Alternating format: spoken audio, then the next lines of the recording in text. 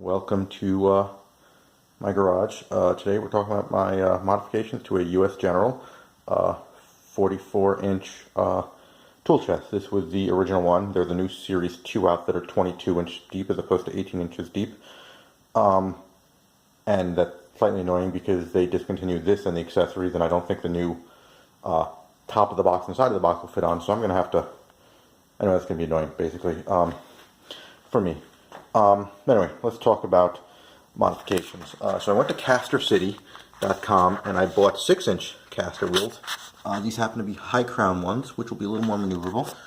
They all rotate, they all swivel like so. I mean, here's the old 5-inch casters that came with it. They all swivel like that, and two of them in the front lock. With these Tuttle lock systems, which are just much more stable because they actually lock in. This is the lock for the Harbor Freight ones, and I have this lock down, and this only locks the wheel from turning, but doesn't lock from swiveling. This one, which I can't really actually I could demonstrate because this is so unstable. I mean, this is my ground level, so I can actually rotate this, even though it's kind of loaded down. There's no weight in this particular caster. This locks both the wheel and the caster, the bearing, the rotation. It locks it on both axes over there. These are 6 inches high, and I think the whole reason I started this part of the project was so I can fit my hydraulic jack under here. So that was all, so I can store a little more. The other thing I did is, this is a narrow space. Let me take a step back here. So I have some air conditioners over here. You know, I will get rid of these air conditioners because I want to get central air at some point, but the point is I want to be able to slide this forward and the handles over here. This only came with 2 of those types of casters for the wheels, and 2 of these stationary. I'm not sure if this is called the caster or if the caster is the whole assembly, but anyway, the thing that the wheel goes onto over here, and I got the rest over here. Anyway, because of this, and they were positioned where 2 of these were on the side. So these 2 were on the front and back. The rotating ones were on this side, and basically, you can only parallel park this. Basically, you couldn't pull this out vertically. You can only push it up. You couldn't pull them out this way. You can only pull it out in this direction, basically left to right, by whichever looking you're supposed to in and out. And also, I added these handles. Now, these handles.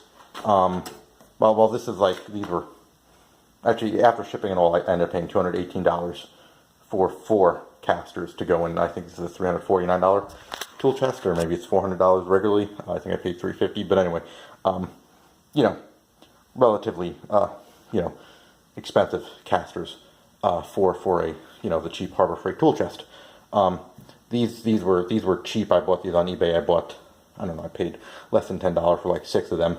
And then I bought some slightly better socket cap screws. They're 4mm screws. I bought, I think it's class 12.9. Black oxide cap screws. I just mostly wanted a better grade of screws. And these are 4mm. It was 4mm screw holes. Because with the cheap screw that came with, and I think these fender washers have an 1/8 inch internal hole in them, because I didn't buy metric ones because I just bought those at Home Depot. I've got washers both on the inside and outside of these. I lock the tool chest and move it, which is yeah, anyway. So the drawers wouldn't slide out here. Oh yeah, by the way, I will say, once you lube these drawer slides, they actually move really well, and to the point where you have to do it. Anyway, no point of that was, let me pull these up.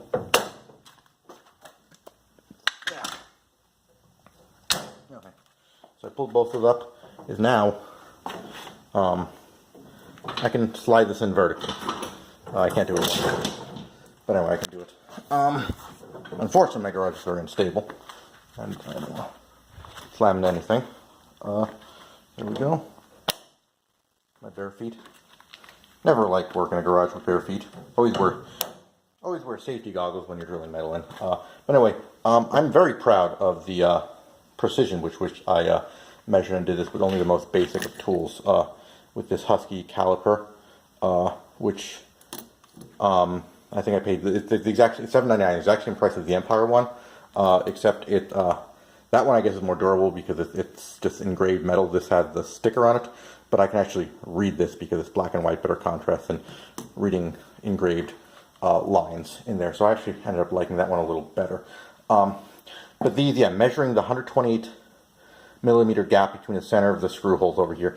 This one I punched with, I drilled the holes, and I drilled, and I didn't, I don't have like a, fancy, like, I mean, obviously, I don't have a big giant XY table to, drill this with like a CNC controlled, Bridgeport, XY table on a Bridgeport to get it down perfectly, right? I did this with like a DeWalt drill, and I didn't even have a center punch. I started the holes with this. This one, the first one I did, I got really, really good. I got it with a, what was it? A 964 inch, so 4 millimeter screw with a 964 inch drill bit. I mean, it was so tight that basically I had to file. I had to hand file all the scraps off the back with a half round file, just so the screw would like fit in kind of smoothly. That was perfect. This one had a little more trouble with. Ended up having to get them centered enough. I ended up having to go up one. First I tried an 11/64 with the next big drill bit, and then a 3/6 on both of them, and that wasn't centered. So one of them I drilled a 3/16 inch drill bit.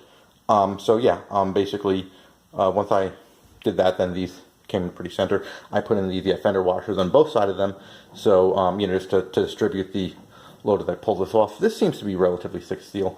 I'm a little concerned about, since I did drill into these things, will that lead to like rust or whatever. What I might do at some point is maybe get some like rubber gasket on both sides of that. And the other thing is, so these were like stamped fender washers, right?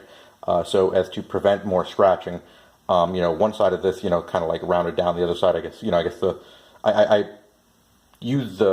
push these things on both sides of these. The rounded part of the washer is pointing away from the painted metals to prevent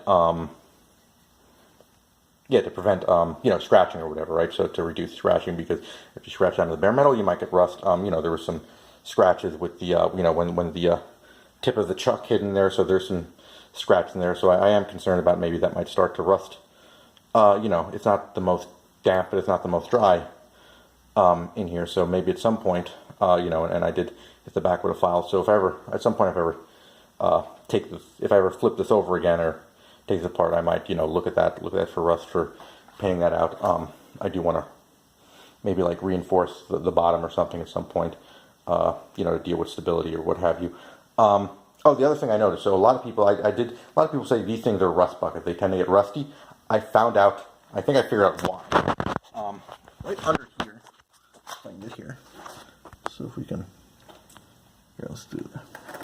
So if we look under here, these are like C-beams over here, right?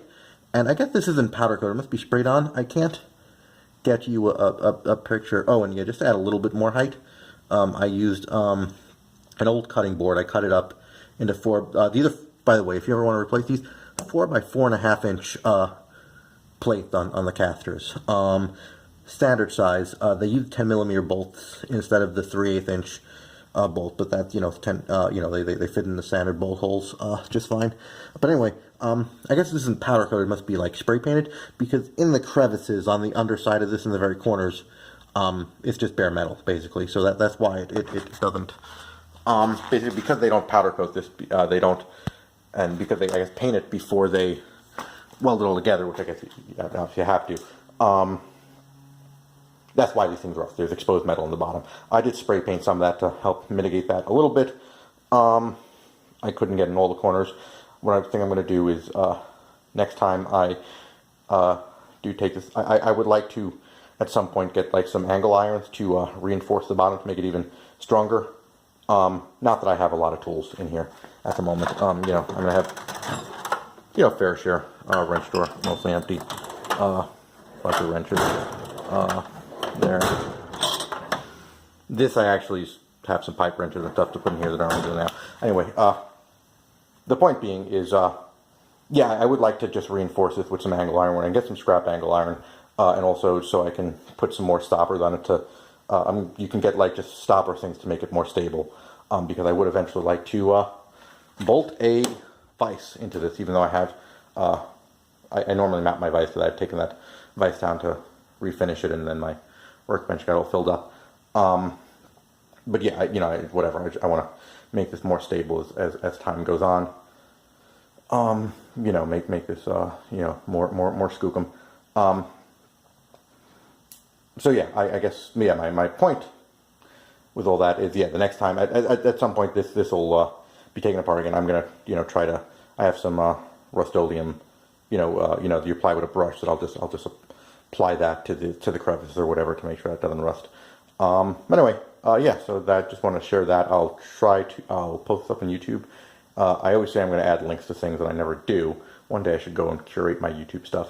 But if you go to Caster City, the yellow ones, the guy I talked to was, if you call up Caster City, if you don't understand the options, talk to Greg. His extension is 311. He's the sales guy. He'll talk to you and set you up probably with the same things I've got. And you know, it's pretty good service. I mean, for obviously you're paying a premium, but I mean, obviously you're one of their smaller clients if you're buying, you know, forecasters.